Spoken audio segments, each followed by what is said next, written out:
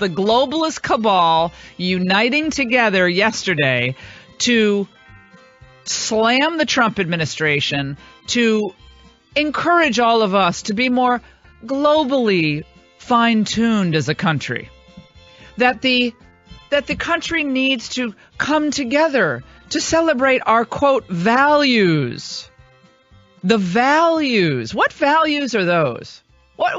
Let's, by the way, we never really heard from George W. Bush, did we, when we had 8 years of disaster of Barack Obama? No, instead he was saying nice things about Barack Obama. The president had a policy, George W. Bush, of not criticizing a sitting president. Oh, but he didn't mention Trump by name yesterday. Oh, okay. So think about this. George W. Bush went out of office, left office with a approval rating hovering between 22 and 29%, depending on what poll you looked at.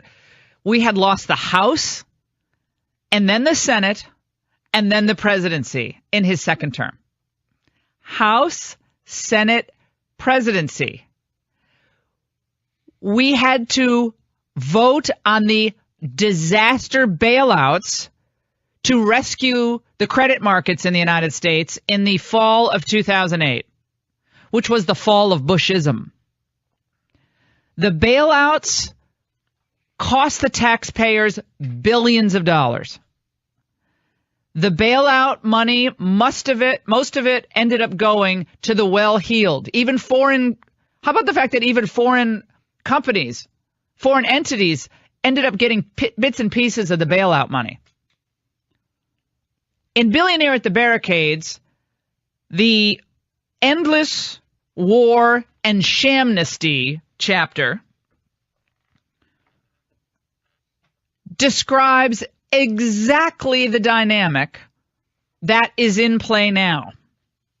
Going back to 2006 and 2007, which was the real end of Bushism in the Republican Party, of any type of Bushism that would be nationally palatable to the electorate. No one's going to support this because it's open borders, endless wars. You need to play the other George W. Bush bites. This speech, it really was almost an apology for the Bush presidency, but asking Americans to go back to where we were. Well, this period of time was among the most alarming and hopeful of the Bush presidency. Alarming because never in my life had I seen political leaders display such contempt and indifference toward the people they claim to represent. Hopeful because working Americans mounted a brave and tireless uprising and crushed the establishment's attempts to force immigration amnesty on the nation. That was in 2007. The party is the people. Without the people, there is no Republican Party. What happened in 2007? The people rose up against what George W. Bush was trying to do. And let me not also forget to mention the rest of the calamity that had befallen our nation at the hands of 8 years of George W. Bush. He came into office with a 4.2% unemployment rate. He left office with a 7.8% unemployment rate. Are those the values we want to keep going? Household income when he came into office, $57,000 median household income, $790. 57,000. He left office.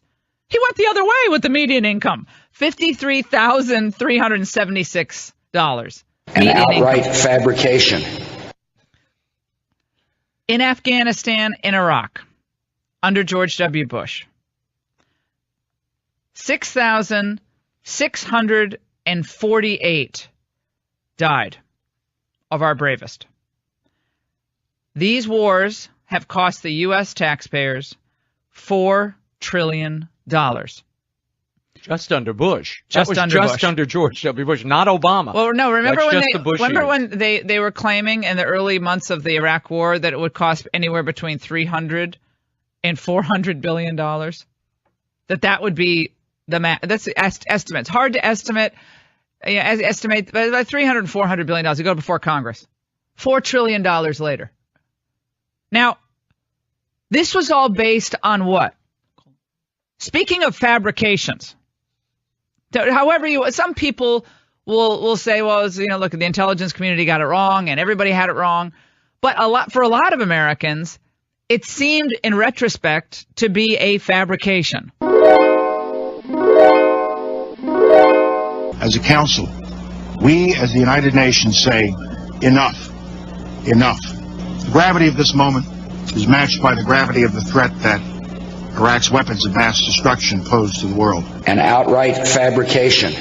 Well, I mean, for him to get up yesterday with the carnage that resulted after 8 years, political, military, our domestic economy in tatters.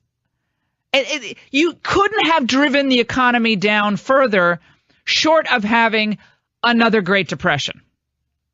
And he's getting up there yesterday and he's criticizing the populist movement that has rescued the Republican Party from the depths of despair.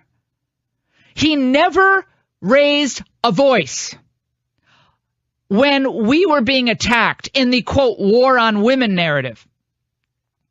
When Republicans were being made out to be racist and still are by the left. When Donald Trump, Mitt Romney, and even John McCain, their visage was mutilated in hanging in effigy at some various protests, at the anti-WTO protests and the anti-Wall Street protests. Remember the things that they were saying?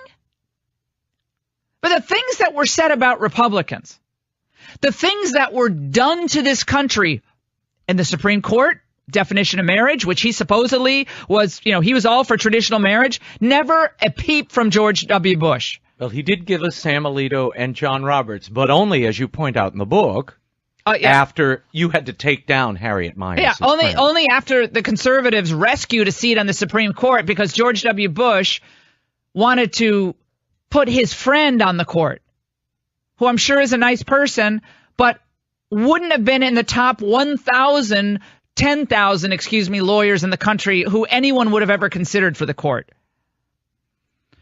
He so turned the Republican Party into this party of military intervention, big spending, blowing the budget, doubling the national debt. And it's Donald Trump's the problem?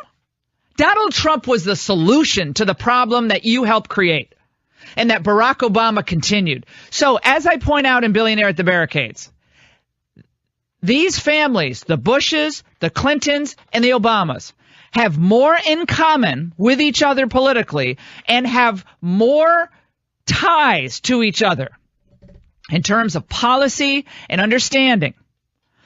They share the same disdain for the American middle class in their policies, and I would say in their pronouncements yesterday. They have more in common among each other than they do with you and your hopes and dreams. When we come back, the man who oversaw the gutting of the Republican Party from 2006 to 2008 will continue to criticize the man who won the election last November after never having made a peep about what Barack Obama had done to this country with stimulus spending, with Obamacare, with court decisions that turned our families upside down. Never a peep. Where was he, by the way, when Hillary Clinton was calling us a basket of deplorables? Where was he? Did he stand up for the people? Where was he when we found out that China was cheating on all these trade deals? Did he speak a word? Where was he when NAFTA turned out to help deindustrialize the automobile industry in the United States, shipping jobs over to Mexico? Because he said that NAFTA was going to work out great for us, didn't he? Where was he? Well, you know where he was? He was finger painting, whatever he does with that painting he does. He was moving the brush around his ranch and finger painting. But now he comes out when the globalists ask him to. I'd love to know who wrote that speech for him. I bet it was Pete Wehner, Michael Gerson, or one of those, crowning glories of the globalist movement. Your reaction to the Bush critique. Are these the values that you want to guide our country? Globalism, more military interventionism, more runaway spending, more immigration amnesty. 855-40-LAURA. The Bushes are not going to go quietly into that good night. And I will remind you why he's so really, really upset. What is this a real, it's policy, but it's personal. Because no one criticizes the Bushes and gets away with it. Stay with us.